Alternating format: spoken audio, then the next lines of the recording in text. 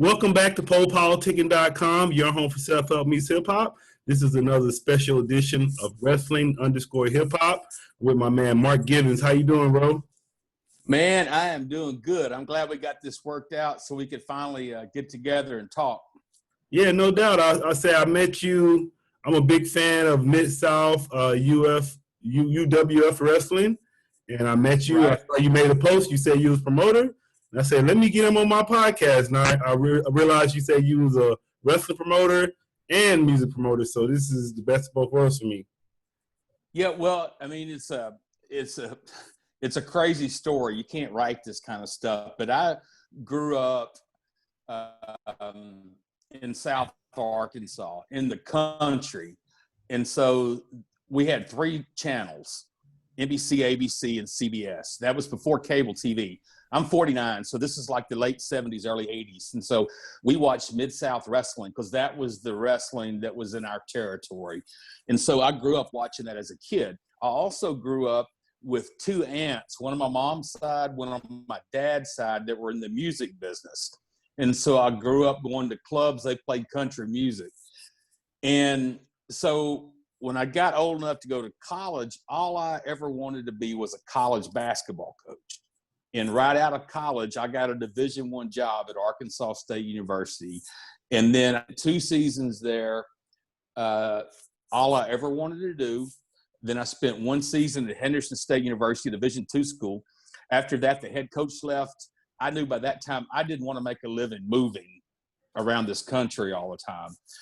My mother was in bad health, and I wanted to stay there. I did not know what to do. And but I knew I wasn't going to be coaching. And so I borrowed some money. I went and borrowed $5,000 at the bank, and I booked a David Allen Coe concert. So any of you guys out there listening and watching, if you don't know who David Allen Coe is, Google him real quick. Mm-hmm. The most country, old school, redneck, but man, he made money everywhere we went. And I thought, man, this is easy. And then I started doing other acts. And these were like nickel and dime shows, 5,000 here, 10,000 here, 7,500 there. So it wasn't like your big acts, but that's how I got started. And during that time, I met a family friend called General Skandar Agbar. Yeah. Now we're getting into the UWF in the Mid-South days. Now that I think I can tell your eyebrows raised a little bit. I got your interest. And he was the biggest heel, which for those of you who don't know, which means bad guy, in Mid-South. Not only was he in Mid-South, which was Arkansas, Louisiana, and Oklahoma, and Mississippi. That was the territory. But he was also a big star in World Class, which was based out of Dallas. That was the Fritz von Erich territory. During that time, before cable TV, he could be a star on both shows, both territories. That was way before the internet, and so nobody knew. Right. And so that was his deal. So I met Agbar. We connected, and he talked me into doing a pro wrestling show. Now, he didn't know that I was a fan growing up. Every Saturday morning, me and my little brother Jason, we were glued to the TV to watch Mid-South wrestling. I mean, actually, the whole family was. It was a family thing. We watched the Dukes of Hazzard on Friday nights, and we watched Mid-South wrestling on Saturday mornings. We'd come in from working in the garden or on the farm or whatever. And so Agbar talked me into doing my first wrestling show. And, man, after 2 or 3 shows, I was hooked. I loved it. I mean, I loved everything about it. By this time, I'd only worked with Agbar, the one-man gang. You may remember him. Then, he had a run as Akeem after that. Did a show with Jake the Snake Roberts, which is a whole story in itself. If you want to go back to that, where Jake was during that time in his life. But I fell in love with it enough to where if I had known what pro wrestling was when I was in high school, when I was playing high school football and basketball, going into college, that age, man, that's what I would have done. I loved it that much. Agbar taught me the other side of the business. As we grew, or it started growing, I changed the name I was doing just your standard names, pro wrestling here, pro wrestling there. And then I gave it a name and met with Bill Watts, Cowboy Bill Watts, owned the Mid-South territory. All right, he lost the name in a divorce with his wife. And so to get around that, I called it Legends of Mid-South Wrestling. And then I started strictly booking those guys, those pro wrestlers that were hot at the time in the Mid-South. And so now this is in late 90s, early 2000s.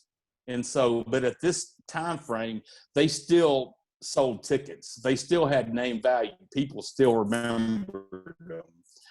So it was Dr. Dusty Williams, who lived in Shreveport. At that time, he was back and forth to Japan all the time. You had General Skandar Agbar, who lived in Dallas. You had Kamala the Ugandan Giant, who lived in Sanatobia, Mississippi, which was only a 3.5-hour drive from where we were at. We had the one-man gang who was based in Baton Rouge, Buddy Landell from Virginia or Chattanooga, who would catch rides with Ricky Morton whenever we had the Rock and Roll Express booked.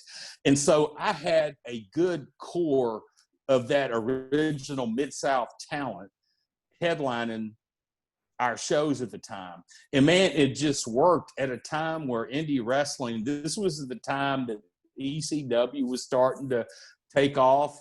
But at that time, those guys that I just mentioned still had enough name value in our territory to sell tickets. And so without exaggerating, we were selling at that time anywhere from 500 to 750 tickets ballpark per show, playing fairs, festivals.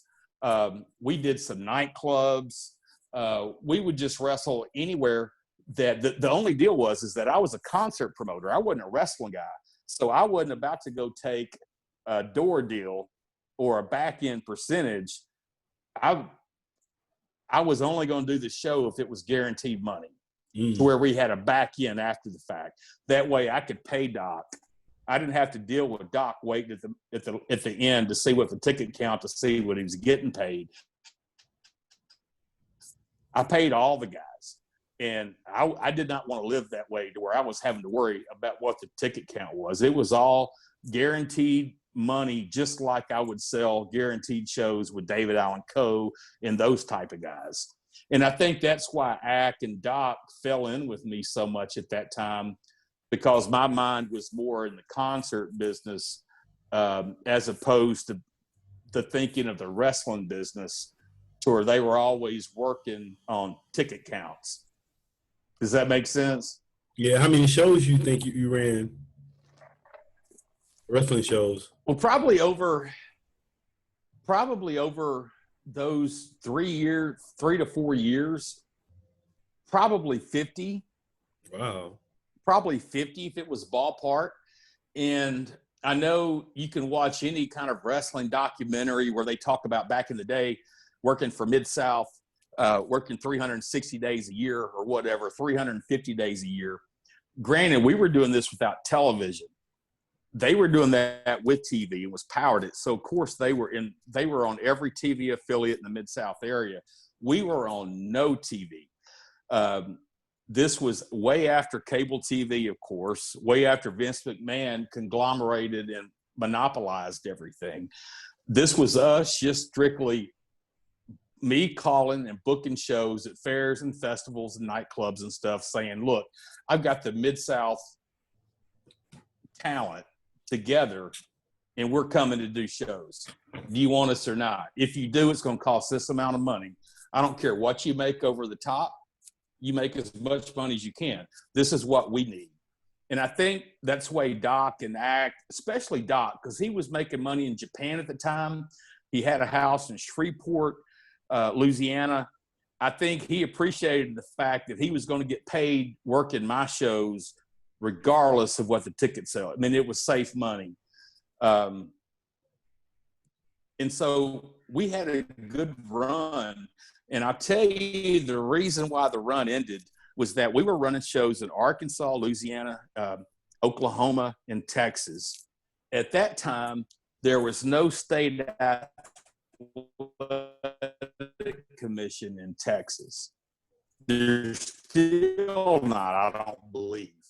There was one, the Arkansas State, I'm telling you, to this day, this is going to blow your mind, treats pro wrestling as a real sport. Treats it the same as it does boxing and mixed martial arts. Yeah. That means they started taxing us. So we had to have license. And I was trying to tell them, look, we're just like if the Nutcracker comes through on Christmas, we're just like that. Yeah. My guys are talented just like the actors and the ballerinas and stuff in the Nutcracker suite. I'll tell you who's going to win before the show starts in an hour. But they were still taxing us. I had to license referees, had to have blood work done, had to have the ambulance on site, had to have all this stuff. And at that time, they would charge us the money, but they wouldn't give us receipts. That's when I knew something was up. Taxes. You can't file it on your business. You ain't got no receipts, right? You can't do anything without that. And so I had my attorney send a letter to them asking for receipts and such, only for the guy that took care of us regionally started calling me and threatening me. And I was like, man, and so I got out of the business. Because I was doing more and more concerts, more and more money. But now, to Arkansas's credit, the state of Arkansas, they did go in and redid the whole athletic commission.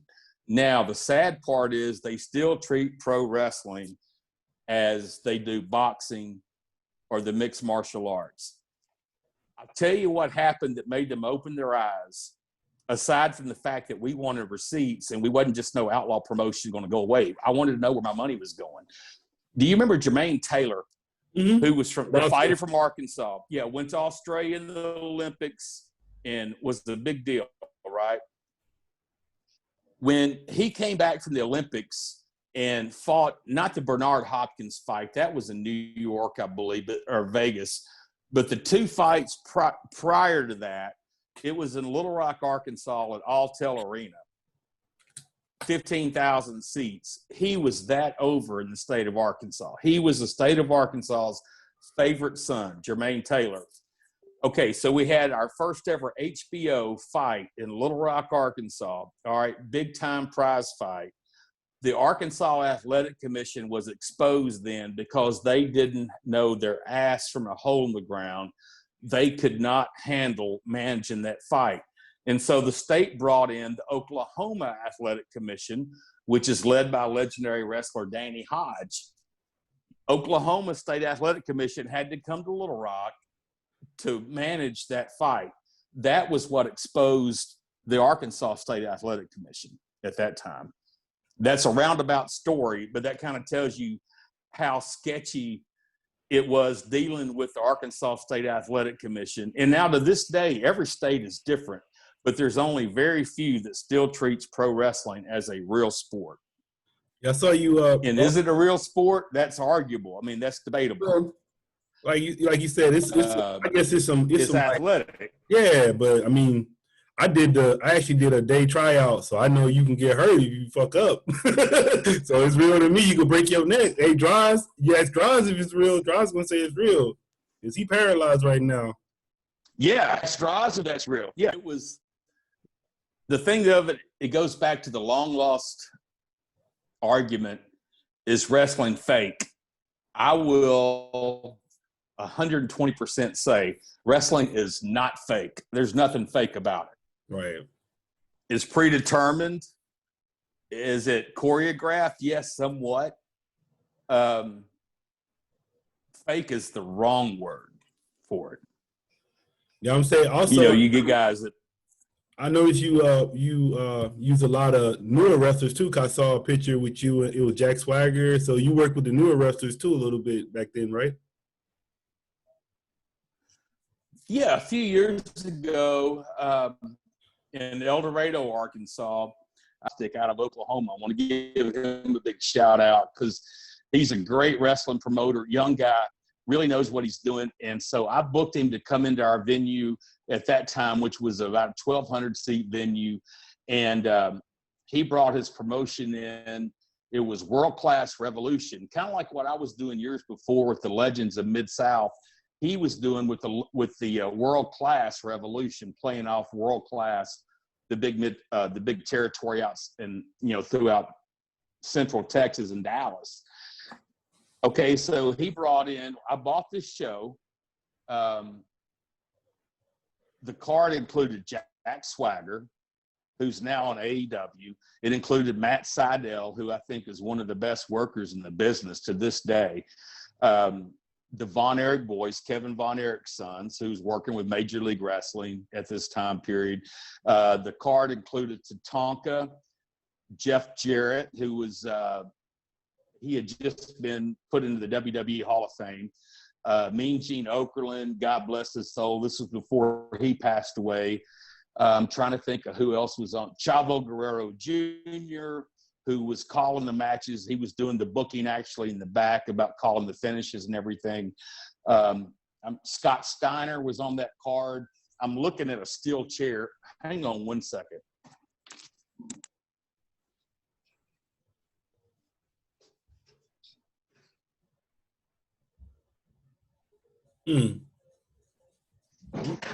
Okay. Believe it or not, this is how the boy's autograph as a memento. And because I was fairly sure that was going to be my last pro wrestling show, and it very well may be, but it was a big show, and Jerry Bostic out of Oklahoma was the guy responsible for that. Yeah.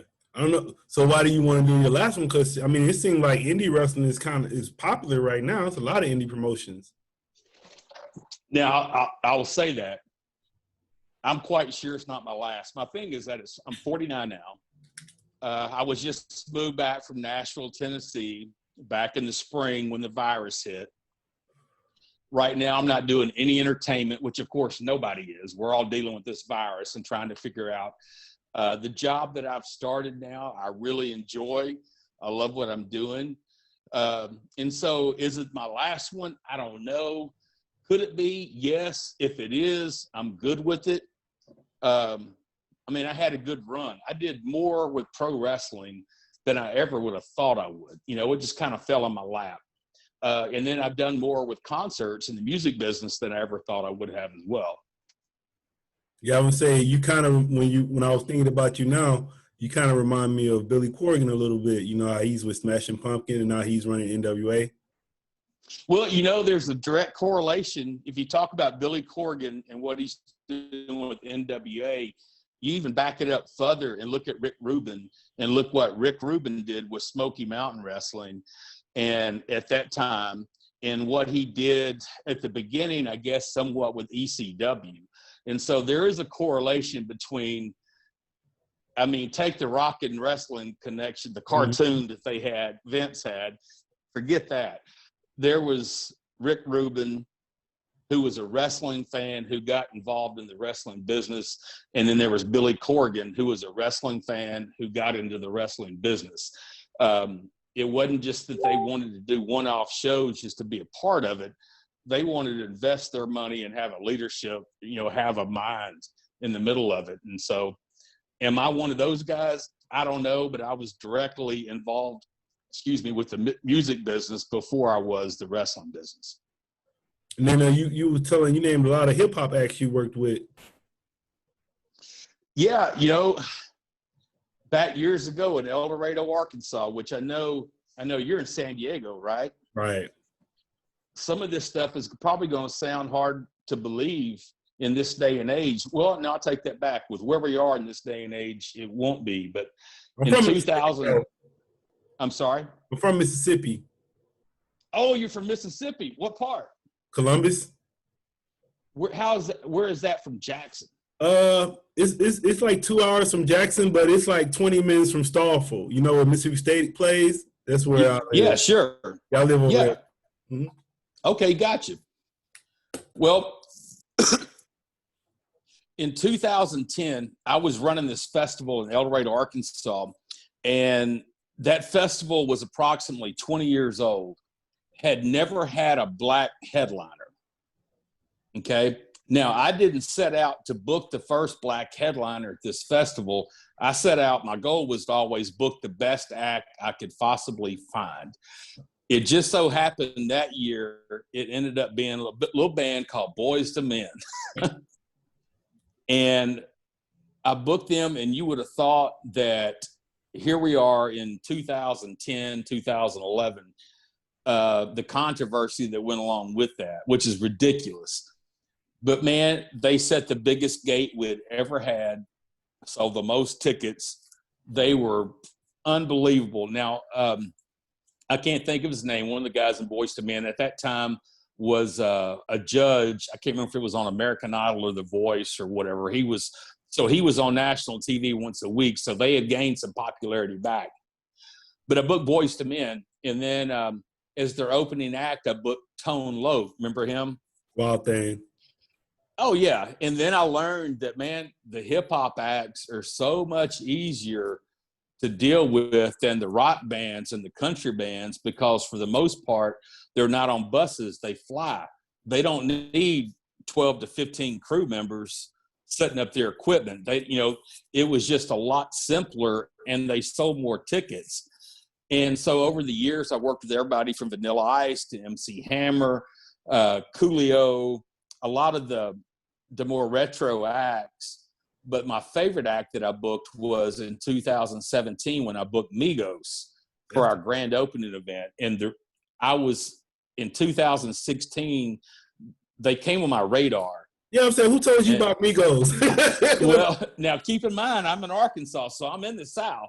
All right. And so they're out of Georgia, right? Yeah. And so they got on my radar. And then the beginning of 2017, our grand opening is going to be in October of 2018. So early in 2017, I went after booking Migos for the grand opening of the Griffin Music Hall. Well, they blew up. They started to blow up. They were already in the process, but if you look at the timeline, early 2017, they are snowballing. It's just getting bigger and bigger and bigger. And I'm like, I want Migos. What's it going to cost? Okay, it's going to cost this. All right, here's the offer. I sent you the offer. Okay, well, then give it a couple weeks. Okay, well, now this is happening.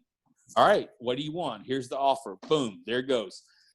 It went on and went on and went on to where probably at the height of Bad and Bougie is when I finally got the contract and got the deal done. And I'm like, man, we got something. Because keep in mind, this building we were opening up in October was going to be a 2,200 capacity. Mm. And to my knowledge, these guys weren't playing anywhere in the direct South to us. They didn't play Tennessee. They didn't play Mississippi. They didn't play Louisiana. They didn't play Oklahoma. So they hadn't played anywhere around Arkansas. And here we are, BFE, and we got Migos a week and a half. And so I had about 2 months worth of time between the time they sold out and the time they actually showed up. All right. Here's where things get good.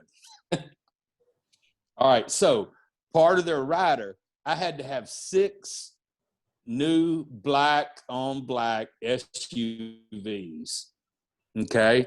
Which I did some hustling, did some work, and I came up with some dealerships, and I rented some, and I had 6 black on black SUVs. The morning of the show, all of a sudden I get a call from a girl. I'm not sure what her title was with the band, with Migos, but she says, can you send me a list, the year, the model, the make of each of your SUVs? I'm like, oh, shit, here we go. So, yes, I did. About 30 minutes later, I get a call. None of your SUVs are going to work. They're not going to work. And, okay, here's the time that you may say, all right, let's start arguing. I was just under the thought that we were sold out. If I could find 6 SUVs to match exactly what she wanted, And I got on the phone, and luckily I knew some guys that owned dealerships and such. I got 6. And so, but it took me like 2.5 hours day of show, and I'm scrambling. But I've got them. I don't want anything to be waiting for them. Huh? What kind of SUVs they wanted? They wanted, this was 2017, so they had to be 2016 or 17 SUVs. Damn. And the ones I had were like 13, 14, 15. Yeah, and they were clean. They were clean. I would have rode around in them nonstop. It would have been fine. But anyway, so I got what they wanted. I didn't want them to show up on their private plane in Arkansas and have any reason to have a problem, you know? And so I got the SUVs. I got the drivers. I sent them to the airport. They were waiting on the runway, waiting for Migos to land. And I think I'm not sure what time it was, but let's just say 6:30. Or let's say 7:30. Let's back it up. They were supposed to go on at 11. So at 7:30, I've got my 6 SUVs waiting on the tarmac, waiting for their private plane to land. All right, they never land. So I'll call their road manager, and I was like, hey, my guys are waiting. What's going on? Are y'all there? He's like, no, man, they're riding 4-wheelers out on the farm. I'm like, what? He's like, yeah, they're still on the 4-wheelers. Hadn't even left it. They're out here in the yard. I'm like, what? We got to be on stage at 11 o'clock. We're going to open the doors. I'm like, he's like, don't worry. I was like, okay. So I'm pacing. I'm freaking out. I call all my guys. Well, actually, he calls me back and he said, Mark, this is how this is going to work. The guys, when they land in Arkansas at El Dorado in their private plane, they're going to sit on their plane and they're going to smoke. And when they decide it's time to come out, get off the plane, they're going to come outside. And they're probably going to be out there on the runway, and they're probably going to be smoking.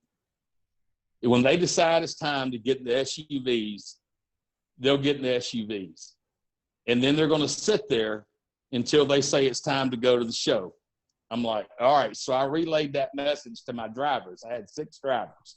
I'm like, look, don't fuck with them. Don't act, don't push them. Don't say, we got to go. Don't do anything. Just sit and wait. And I'm trusting this guy. That's exactly what happened. They finally came pulling up. I'm on the cell phone. They came pulling up to the venue, the 6 SUVs. I think each of them was in their own separate one. And then the rest of the crew was in the others. They had some security, of course.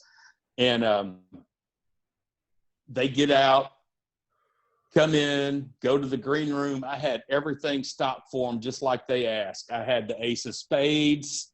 I had all the Ciroc. I had all the chicken wings. I had everything they wanted on their rider. I had it right there.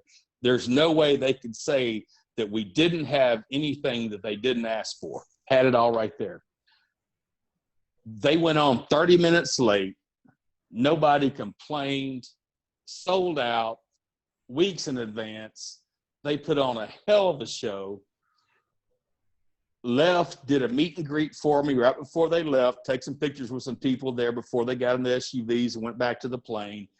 And the next day, some of my people were like, there was a cigarette burn in one of the leather seats in the SUVs. And yeah, they autographed the new walls in the bathroom of the venue and all this stuff. Like, what are you going to do about it? I'm like, shit, get the ace of spades. We just sold out Migos. I'm like, they're rock stars. So what if they burned a hole in the seat of the SUV? So what if they autographed? We ought to be thankful for that. We had Migos when people said there ain't no way you can get Migos. We got Migos. And so they will always have a soft spot in my heart. Can you talk about some more of the riders you had to deal with? Oh, yeah. I mean, riders were, and not just hip hop, but I mean, rock and roll riders.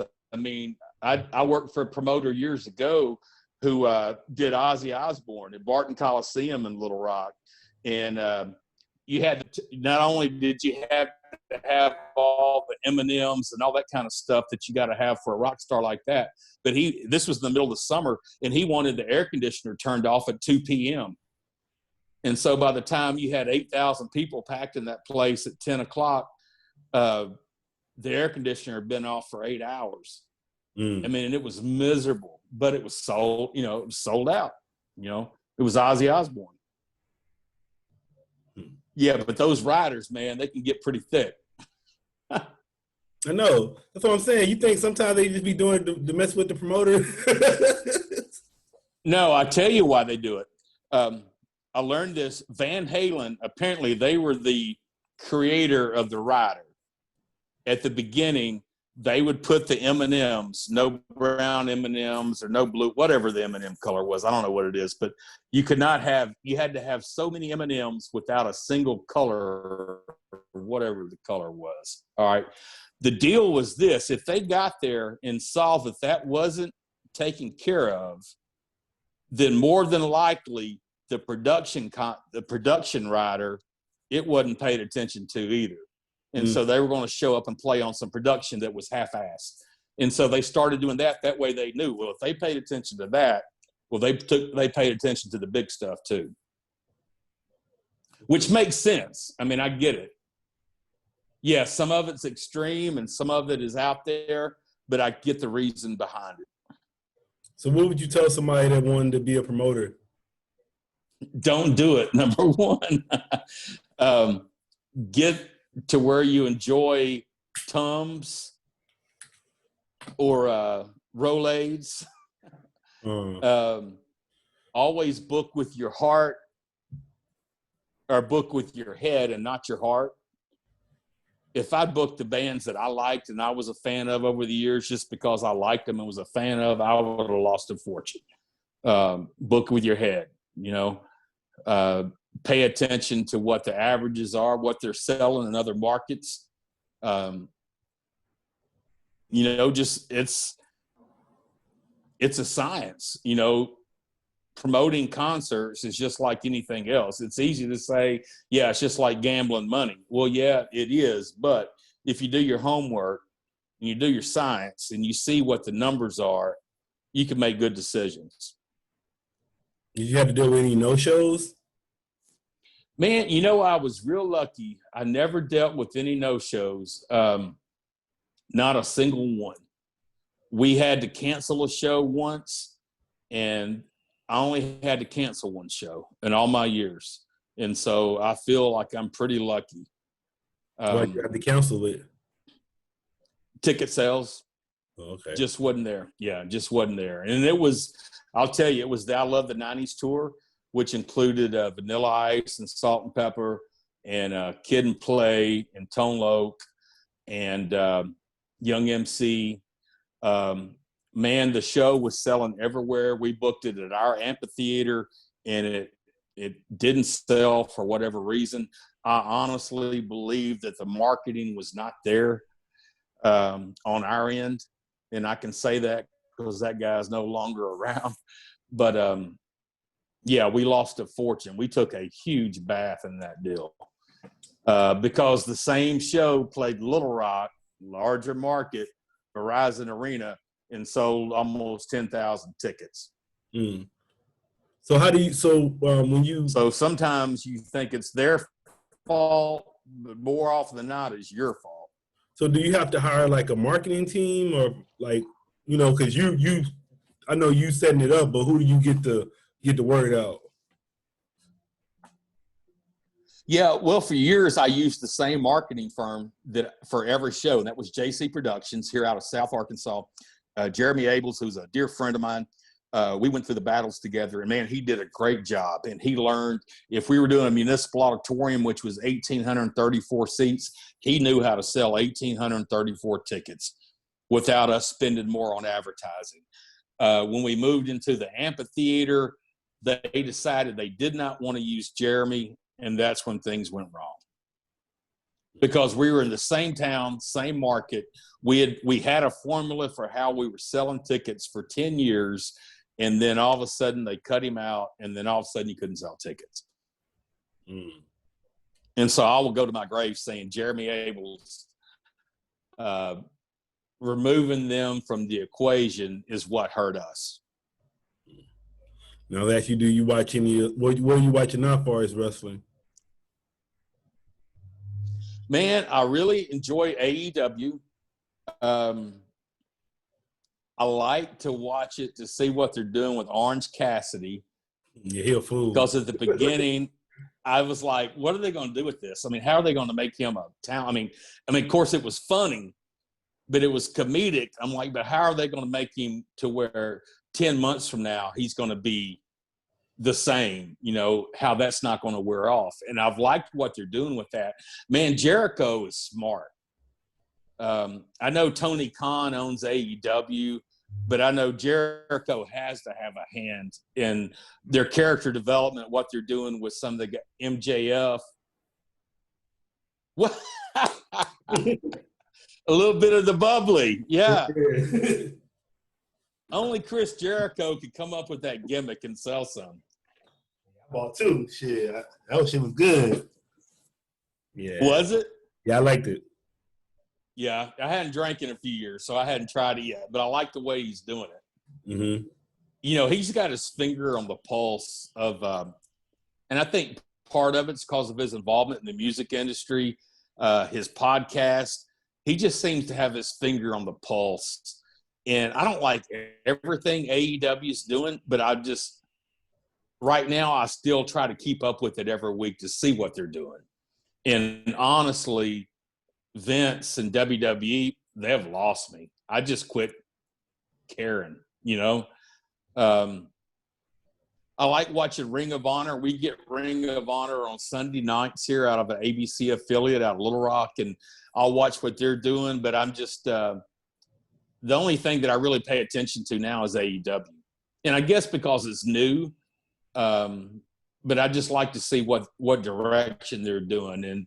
And the stuff with Orange Cassidy, I agree with Jim Ross. At the beginning, he wasn't a fan of it. I thought it was funny, but I'm like, that ain't going to be around 3 weeks from now. But here it is, you know, they're making a long-lasting character out of him. Yeah, I was I watched the Memphis wrestling. What do you think about Orange Cassidy? Oh, I like him. I like him. Yeah. I think he's cool. I like him. I've been watching him for a while, but actually, once I saw him on AEW, I went and watched his older matches. So he actually can wrestle. He can wrestle. He just does that. Yeah, he can. He can go. He can get down a little bit. So I like him. He's cool. Yeah, you say you don't like WWE like that? Yeah, he's not just a. I watch it some just to see what they're doing, but I just don't get it. I just don't. I mean, it doesn't move me. It doesn't do anything for me, if that makes sense. I mean, I saw where they brought Roman Reigns back. I saw what they're doing with him and Paul Heyman. Now, that's interesting to me. So let me back up a little bit. Like that. I'm interested in what they're doing with that. I like what they're doing with Uso. And I think they could take Uso and Roman Reigns further and further down the line. While they're doing that, make a star out of Uso. I like what they're doing there. But as far as they've been pushing Andre and Zelina Vega and even MVP, because he worked a show for me years ago, and I love that guy. And watching what he's doing with the Hurt Business. What do they call it? The Hurt Business. The Hurt Business. I like that because I like factions. I wish they would have went the Nation of Domination angle at the beginning, like the rumors were. I wish too. They should just. But I do like that. But a lot of the. Oh yeah, do you remember the Nation of Domination when they came out? Oh man, yeah, they changed the game. I actually got a drop from my show from The Godfather. No way. Yeah, I'll put it on here so you can hear it. How was that? It was dope. I like him. Yeah. He big. All he do once again. He smoke a lot of weed. He stay smoking weed. He even doesn't Does he sell it? I mean, does he have his own strain of weed? He has some. Yeah, that's what he's always doing it. So I know he has to. How he's always he pushes it heavy. Like, I think he has his own strain. yeah. I'll ask you, like, I was thinking too, like, I wonder, like, I wish wrestling still had the, like, it was better to me when it was more territory wrestling. Like, you know, you had NWA in kind of each city, each state, like each wrestling promotion. You remember, like, back? Yeah, well, the thing is like, you know, during the territory days, you had your base group of talent, and then you had your top guys that would kind of go in and out, would come in. They wouldn't get stale because they'd move on to the next territory. So like the Mid-South territory, they would come from Memphis, come into Mid-South, stay at Mid-South a few months, bounce to Dallas to world class, maybe bounce from there to Amarillo to Tully Blanchard's dad, Joe Blanchard. So the talent never got stale. That's the thing, is when you think about Mid-South wrestling, just using them as an example, you think of guys like Kamala, the Ugandan Giant, the Rock and Roll Express. When you look at how long they were actually in that territory, it was only a handful of months. You know, they did their TVs and did this and that. They wasn't there for years. It was like you get this mindset that they were there for, you know, the territory deal only lasted, you know, 4 or 5 years that was strong. And those guys were only on there a portion of that time because they'd have to move on to the next territory to avoid getting stale. Yeah, I would say I just thought about that. A lot of the wrestlers you work with passed away, huh? Kamala passed away. Oh gosh, Kamala passed away a few months ago, and man, he was the best guy. Man, he was such a good dude. His name was James Harris,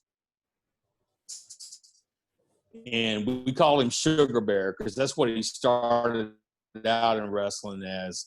And Sugar Ugandan Giant. He was a truck driver from Sanatobia, Mississippi, right outside of Memphis. He was a husband. He was a father. Nobody could have worked that Kamala, the Ugandan Giant, better than James. But that gimmick was so far from what James Harris was, the man. That just shows you what a talent he was. He deserved to get paid so much more over those years when he was working with Hogan, and he knew it. He got shafted, man, so much, and he's not the only one. But I mean, I think I read where when he worked Undertaker in WrestleMania, I can't remember what year that was that he happened to see what Undertaker made that night and knew what he made, and it wasn't nothing that, you know, he got took advantage of. And he's a good guy. Looking back, I can see where he'd be easy to be taken advantage of. I think in his later years, he was not so much that, but I just wish that when he was in his prime, working with Vince and WWE, that he would have got his just due. That way, when his life went south health-wise, at the latter part of his life, he would have been more comfortable. Yeah, because I saw a video one day. He slammed the fuck out of Andre the Giant, like straight slam Andre the Giant, like a real slam. Oh yeah, it wasn't that Hulk Hogan slam. It was like just slammed him. I was like, oh shit. He grabbed him. Yeah, he jerked him. Yeah, and did it. Yeah, and there's stories, and you can Google it, to where when he was working Andre, apparently back in the dressing room, Andre, or maybe it was in the ring one night, Andre made a racial slur in the ring, if you will, the next night before they went to the ring, because they were working together the next night as well. It might have been Toronto or something like that. Kamala, Sugar Bear, had a pistol in his tights underneath his loincloth, and was that if that happened again, he was going to shoot him right in the ring. But you can Google that. That's not a story I made up. That's a story I read. That's crazy. So what other stories you got? I know you got some more stories. Yo, you talking about Jake the Snake, the Jake the Snake one. Oh, well, you know, and I hate to tell the story because Jake has gotten clean, so I've heard, and through the help of Diamond Dallas Page and Scott Hall and all that. But the year was probably 2001, and I booked a show if it wasn't 2001, it was 2000. All I know is that a few weeks later, I had both Terry Bam Bam Gordy and Gentleman Chris Adams on the same show. And they died not too long after that. But on that show, I had Jake the Snake, Terry Gordy, and Gentleman Chris Adams. Looking back, there's no telling how felonious that dressing room was with the three of them in there at that stage of their career. But Jake showed up that afternoon, and he was the first one there, which kind of spooked me because it wasn't like him to show up early. But, yeah, he was looking for certain things that I couldn't help him find at the venue we were at or the city we were at. But he was pretty strong in wanting to get what he was looking for. During the match, he threatened to expose himself in the ring. We had him a snake. He put the snake down the guy's tights, shoved it down his tights, took his tail and just kind of jerked on it where the thing cinched up on the guy's leg, scared him to death. Before the night was over, I told a state trooper, I was so done with Jake the Snake Rake. And like I said, I've heard that he's cleaned up and turned his life around, and God, I hope so. You know, if he did, God bless him. You know, we all are due redemption. And so I hope Jake's doing well. But that night it was not a fun day at work for me. I said, what do you think about like it kind of died down now though, but like you remember like for a while it was like the speaking up movement, so all these wrestlers was coming out and they was talking about how they was harassed in wrestling. You remember that a little while ago? Oh yeah, I do remember that. And I can't say that I saw a lot of that when I first started booking shows in the late 1990s. I will say that everything was kept so secretive even then by the guys that I was working with. I wasn't working with your young guys on WWE or whatever. I was working with guys that came through. The peak of their career was in the mid to late 80s. So it was real secretive. I never witnessed anything other than some ribbing and this and that like normally goes on that stands out to me, but it doesn't mean that stuff wasn't going on. And so I definitely have respect for that and can see where it happened. I luckily didn't witness any of it. You know what I'm saying? Who's your top 5 favorite wrestlers? Of all time? Yeah. Man, of all time, number one would be The Rock. Number 2 would be Ric Flair. Number 3 would be Steve Austin. Number 4, man, I'd almost say Kerry Von Erich to how much I loved him when I was a kid. I would say Kerry Von Erich. Okay. And then probably The Undertaker. Hang on, I want to take my earbuds out and get a picture for you. Hang on.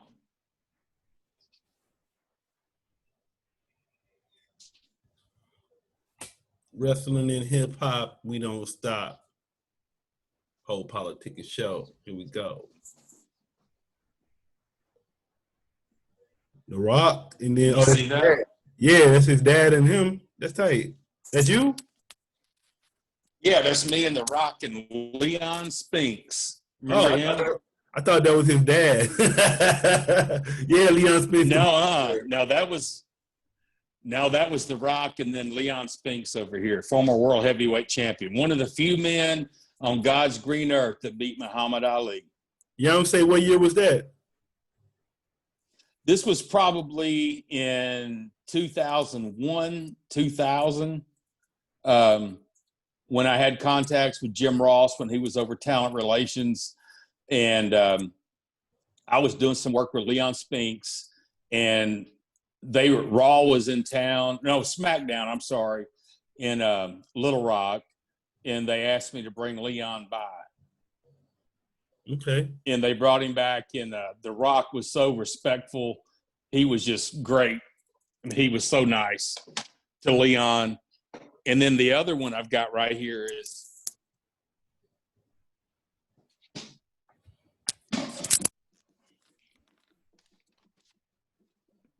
okay. That's a Nature Boy right there. with the Nature Boy. Yeah. What year was that? This was in 1998. Tight. I was just watching that match. It was Fall Brawl '93. Him and Rick Rude, but Rick Rude won that match. I don't know if you remember that. Oh, Rick Rude was unbelievable, man. Oh, yeah. You know, Rick Rude was such a talent. Huh. Y'all asked you what was your favorite tag teams? Midnight Express. That was my favorite one. Midnight Express. Which As a version? kid, Midnight Express. What version? The original. Okay. Bobby Eaton and Dennis Condrey. Oh, so And then, now don't get me wrong, I love the Stan Lane and Bobby Eaton version. But as a kid,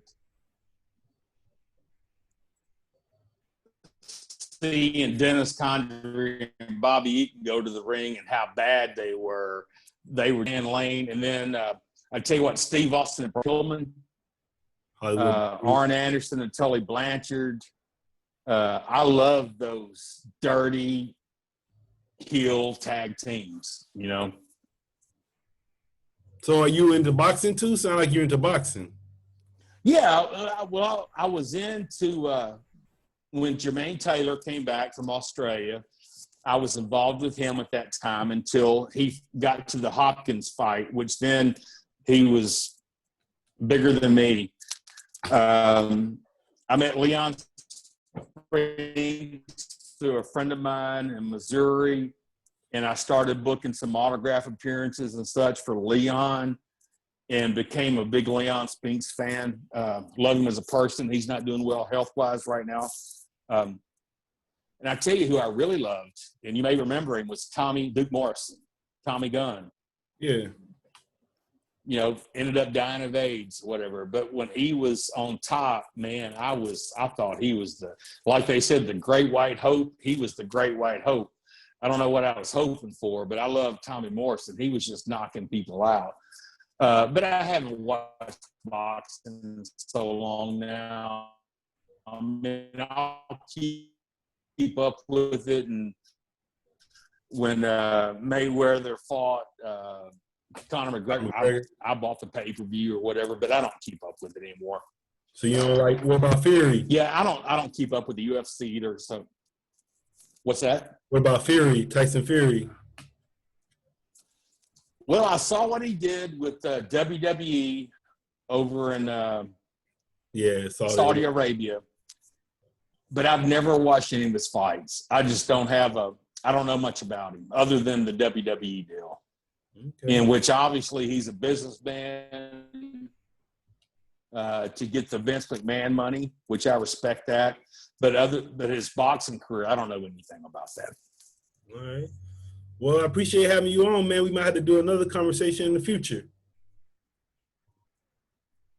Man, I would love to, man. I'm just glad, that's what's so crazy about this day and age is that in the pandemic is that me and you connected over a post I made about Dr. Death Steve Williams.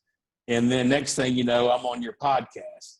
And so that's just crazy how this pandemic, not only the pandemic, but just social media, just where we live at, the day and age today, could bring two guys like me and you together that have similar interests, and we could have a conversation for over an hour and want to talk more. It's cool. It's a cool thing. And so, man, I appreciate you having me on, man. And I'm a fan and going to continue being a fan. And I'm going to push my people, hopefully, to watch the podcast and continue watching yours. Yeah, no doubt. Yeah, I would say, Pretty good. you want to give me your social media and everything?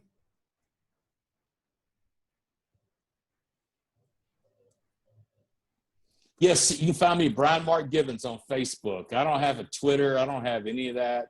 I'm the Brian Mark Givens, BrianMarkGivens. How many wrestling groups you on Facebook? What's your favorite wrestling groups you in? That's the only one I'm on, is that Mid South and UWF one that I'm in. Oh yeah, I'm in a couple. That's the only one. Wow. Okay, that's amazing then. I just happen to be in You there. got any you can? Yeah, it's crazy. You got any couple you could refer me to? Yeah, I'll go through mine. I'll add you a couple. Yeah. Okay. Cool. All right, let me stop this.